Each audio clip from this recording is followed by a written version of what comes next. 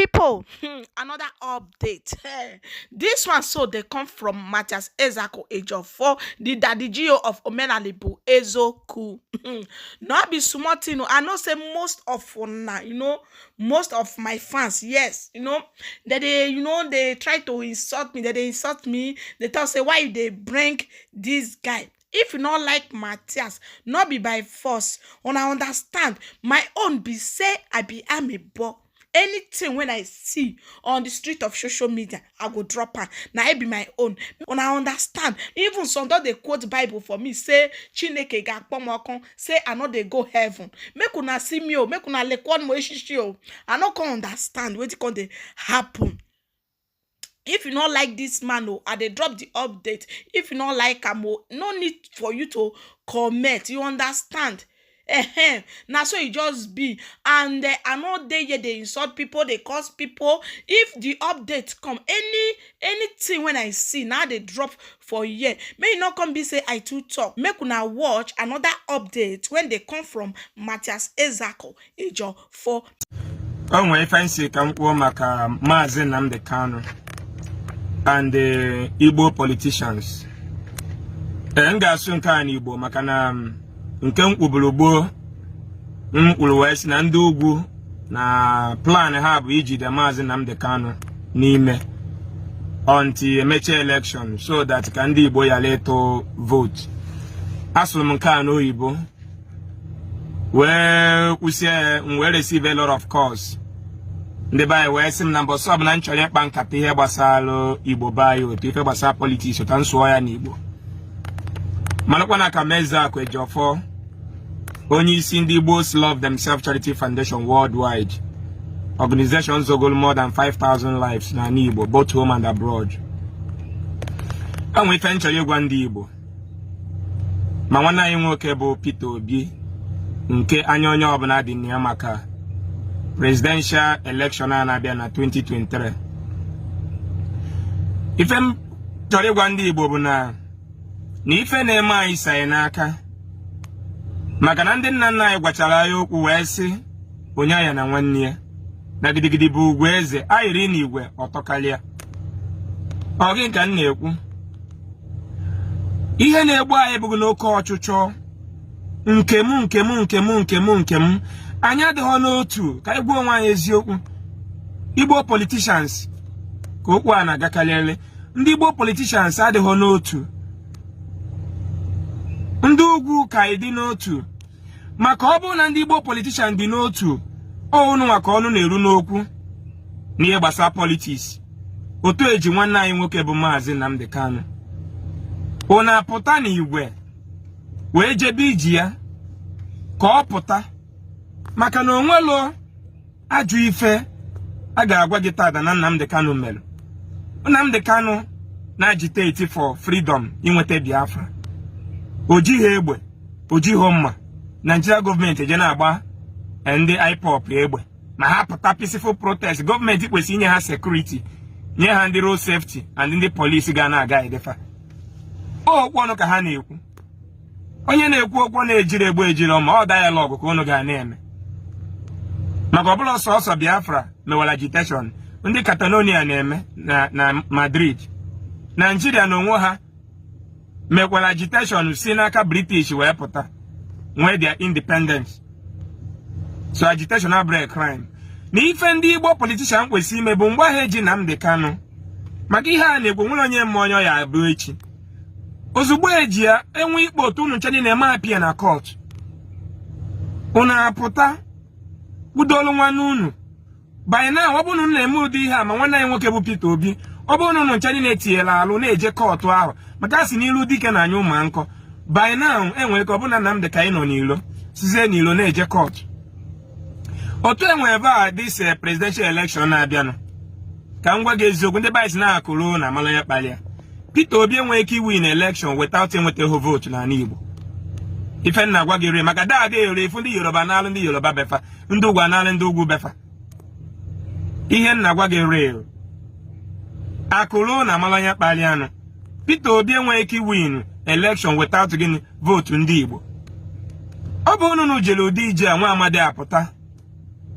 By now enwere ike agakwuru ya for a meeting gakwuru ya na gịnị were okwu ọnụ ya okpuru wee jide ya okwu ọnụ okpuru dị na social media onyonyo ya na-efegharị ebe niile ewere ya jide ya na this election 2023 ngwa gị okwu ọnụ ahụ okpuru kedu ụzọ nwanne Nnamdi Kanu si na-eme na-emeju ya unu kọrọ m ka m ghọta na m sị ma unu arụghị ogbe nke abụọ gafere River Naija na unu ga-arụ okporo ụzọ unu ga-emezi ebe niile ebe ụmụaka na-agụ akwụkwọ ọ ga-emezi ya emezi ọma mma ụlọ ọgwụ a ga-arụzi ya arụzi a ga-enwe ọkụ mmiri ga na-agba ọ ga-adịrị onye ihu na mma dịrị onye azụ na mma kedu ụzọ m si mejọ ndị dị etu a ọgwụ na-afụ gị ya na ọ si n'iwu ya bụ gịnị si mezie skuul mezie ụlọ ọgwụ mezie lụọ ogwe briji nke ịbụọ bụ River Naija gwọchaa ebe ahụ ka ahịa na-abata die nọ ife akụ onye idiri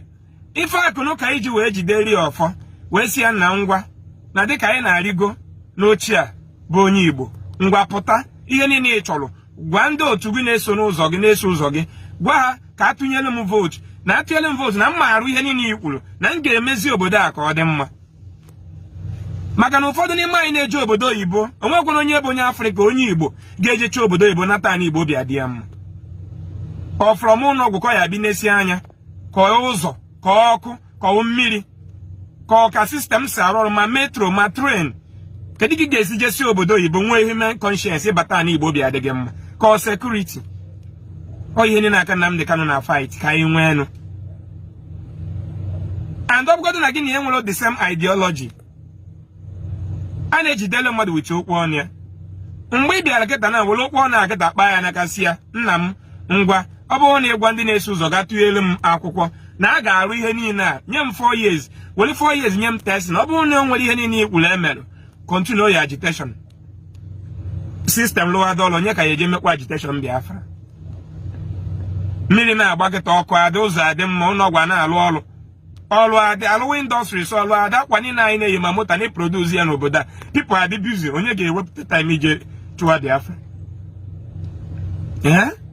ụmụnna anyị n'obodo oyibo dịka ihe siziri esizi especially ndị nọ ịtara ihe dịka Europe ma America nwezo na-ekwu okwu nnata insecurity left and right enyi m nwoke batana with nwunye ya from London ha gbakpu n'okpuru trailer na December time the next day ha mee akwụkwọ were tiketi ya n'abalị onwe ha na ha da-anọzi mana ndị nọ London for years so gịnị ka m na-ekwu ndị Igbo be anyị chi ekene n'azụ n'okwu nna nna anyị gwara anyị onye anya na nwanne ya ọ bụrụ na ewere okwu ọnụ Nnamdi a jide ya ọ ga-apụta kwuo okwu andị mana ọ bụrụ na Nnamdi kwuo okwu onye kwụsị na Nnamdi nwere onye ọbụla n'Igbo onye a na-atụ asị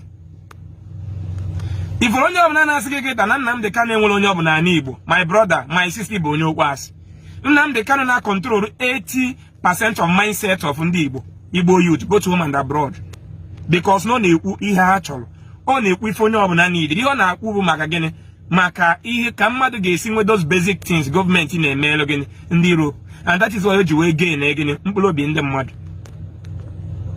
and ihe onye ọbụla chọrọ so ihe na-ekwu bụ kọtụ a na-afe eje Peter Obi ife niile na-apụta ndị Igbo politician pụtanụ na kọtụ jeni na onye ele Nnamdi Kanu ka amarịkọ ya esi pụta ka o kwuo okwu unu welizie okwu okwuru na onyonyo ahụ gosiri were ya jide ya n'okwu ọnụ ya si ya na ife ndị Igbo kwa nwanne gị onye Igbo na-abịa na ife ndị Igbo na ya eme gịnị na ga-eme ya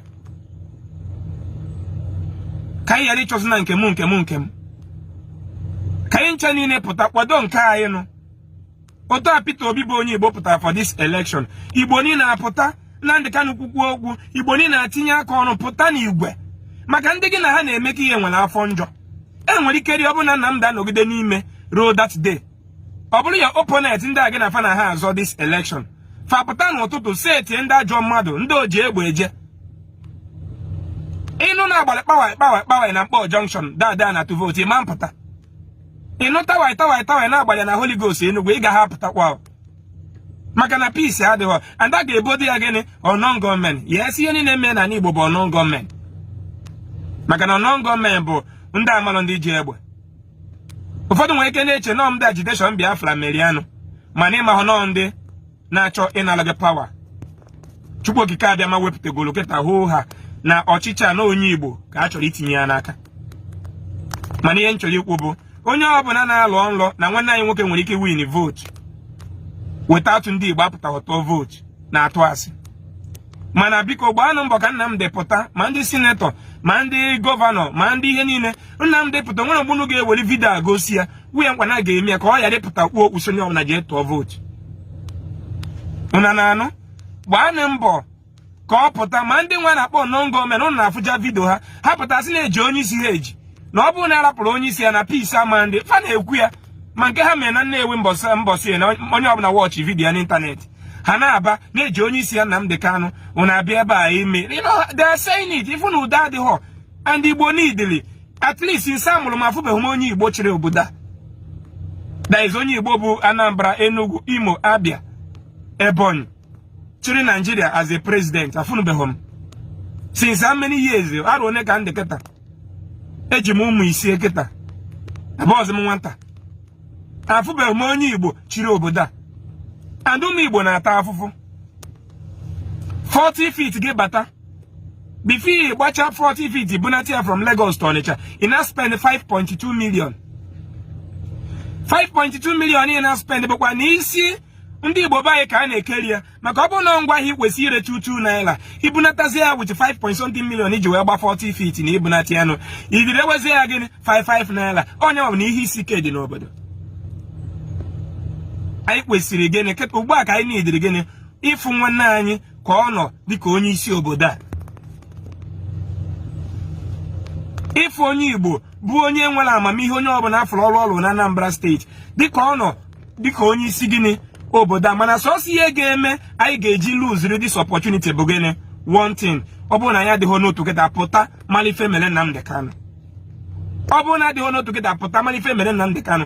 Ndị ọ bụ gị na ha bụ nwanne anyị nwoke bụ Peter Obi, pati ndị ọ bụ gị na ha nwere ike ime ihe mmadụ atụghị anya mbọsị ahụ ka ọ bụrụ gịnị na ndị mmadụ apụtara n'ala Igbo bịa tụọ vootu, maka o nwere ihe nyere ndị mmadụ omume. Adị mara na ndị ugwu na-afụta onwe ha dịka ndị amụrụ ka ha chịba born to rule. Fa na-aghọta ebe azị be ha na ọha nwanwe ihe niile a. Ife nna agwụ bụ eziokwu. Ka unu bụ ndị Igbo politician lapụ m una fights na Peter Obi. Igbo politician una fights na Peter Obi. Udolu na Peter Obi, udolu na nwanne unu nwoke. Udo na ya n'azụ. Onye Igbo ọbụla bụ gọvanọ bụ sineti pụta ikondem Peter Obi maka ya political ambition ka i wee nweta kwa ide alụlụ ana. Chieria wepụ aka enwe n'ofe n'oyile aka mmadụ. Nwanne anyị nwoke bụ Mr. Peter Obi anọ m Anambra fọlụ elu na Anambra. Ka ebe a ga-ebido gova. Kedu ebe a ga-ebido gova? Even ụzọ nke esi from otu ọcha na bụ ụzọ ụwa na be anyị itegidere ya telo ya ebe edere welcome to Enugu steeti. Ụzọ a ka anyị na-agbanwe na sometimes. Ọ bụla dị one day nna ana ka nje amụrụ agadi nwaanyị ji bụ nkụ obere nkụ n'isi, so mgbe a break isi ka nye ya lift. Mgbe aka chọrọ ime election Obianọ, mgbe aka Obianọ chọrọ irigo, you know. So a na-ajụ the woman election abịa, mgbe a na-ajụ the woman ka onye ya atụrụ vote, ọ sị na Peter Obi. So ya na-asị ya na Peter Obi arịtụgo, ọ sị mba na onye lụrụ ụzọ a, na onye lụrụ ụzọ anya jizi eju ugbo kịta, na onye ka ya atụrụ vote na before na ha da aga ụzọ a before. Furiano ọlụ ọmịlụ na Anambra fesara ebe niile. Biko ndị Igbo politician bụrụ na ofu nke anyị bụ nke anyị bụ ndị Igbo na-azụ ahịa na-ata afụfụ. Ụlọ ọgwụ adịghị, ọgwụ galala ọnụ. Ọgwụ galala ọnụ. Anọ m into health as onye nwe charity organization. Agwụgo more than 5,000 people ọya.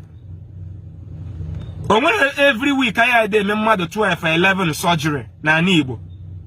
Anyị nwere office na the whole Igbo state, ma Ebonyi, ma Enugu, ma Anambra, ma Abia, ma Imo. Ihe niile a na-eme operation every day free of charge. Nweghị nwogbe ya na ego. We don't take dime from anyone. Ma ndị ji ezo na obodo oyibo. So Peter Obi mụrụ anya ịmara ka ị ga-esi tinye alụ ebe Nnamdi Kanu nọ, tinye alụ na nwere ihe nwa amadi ya mere. Ndị Igbo gosi na Nnamdi Kanu na nwere mmadụ ihe ọ na-azọ freedom. Ụmụnna anyị juru na nga na the whole Asia country. ụmụnne anyị na-ata afụfụ, anyị na-edi nwere onwe.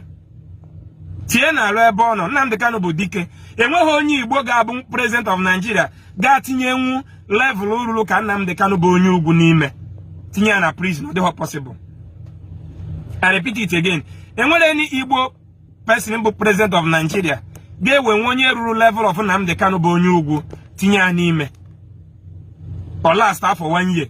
Ime anya achụpụgo na daizi ndị ugwu ewere ofu obi mee gịnị ma oche ahụ nọ n'ọkụ. Si kpọpụta Nnamdi Kanu n'ilo.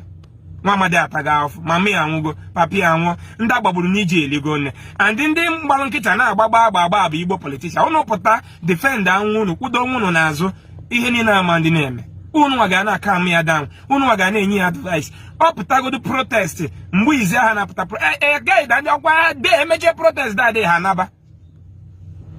Enwere go mbọsị a na-eme protest blọk ọ na moto manga no. Ha na-agala onwe ha ogologo ụzọ nwee ma ndị sekuriti n'ime onwe ha na-aga ede ndị mmadụ. Onye meche protest ọ naba bịa. The journey continues. So dodo ka nna ayọ Igbo politician niile tinye n'aka ka akpọpụta Nnamdi Kanu ka ndị Igbo nwee ike iwere oke lụrụ ha na 2023 maka ama m na akpọpụta ya egosi ihe onyonyo a kịta m gosiri ebe a Nnamdi Kanu a ga-eji ya jideri ọfọ maka ihe ọ chọrọ bụ gịnị ka ihe dị mma. Udo dịrị unu. Aka m Eziaku Ejiofor ka anyị weluke n'ofe obi na-eme nke m a bụ ihe na-egbu anyị n'afọ m Igbo love themselves and na ala ọnụ. Ama m how many pastors na-akpọ m na phone onye kpọọ m ọsị m na m achọrọ ịkpata ego mụta ọnụ ya to prayer ministry na ihe ndị be anyị chọrọ ịnụ bụ receive it take it na nnọkọta mkpọ ofu fada ma ofu pasta na anụ afịa anyị host a 4 days crusade. Emechie crusade a na-eke the money into 3 mụnwa were ofu pastor ahụ m kpọrọ ma ọfada were ofu then ofu agafe expenses ọ bụrụ nke m ahụ. Then nwaanyị bụ breast cancer ihe niile na-eme operation bụ fibroid nwaanyị dị ime na-ejebeghị ụlọ ọgwụ ka ọ mara ma nwa ya nọ bridge mbịa m nwa bụ Ezeaku narị ego resi olive oil na-eme crusade o jezu ọnwụọ m were ga-aga oji gad were akpọrọ security na-eche onwe m were aga oluzi ọkpara m na ada m nwaanyị akwa. Igbo ka anyị bụrụ n'otu. In my foundation I carried everybody along. And I want to kwudo n'eziokwu. Igbo politician try to carry yourselves along. Ka anyị were oke lụrụ anyị nụ. Gbaanụ mbọ ka Nnamdi Kanu pụta. Ọ pụtakwa okwu ihe dị iche ga-adị. And ndị ugwu na-atụkwu ya ụjọ. Ndị ugwu na-atụ ya ụjọ. Ihe nna-agwa gị ore. Ndị ugwu na-atụ Nnamdi ụjọ. Pụtanụ. Gbaanụ mbọ kpọpụta ya. Nke anyị bụ nke anyị. Nke anyị Nnamdi bụ nke anyị. Onye Igbo ka ọ bụ. O jiri egbe o jiri ụta. Biko nu dodo. Si chọọ gbaa mbọ ka kpọpụta Nnamdi Kanu. Ka edishọn na enwere strategies ndị a ga-eji wee nara anyị oke lụrụ anyị na 2023.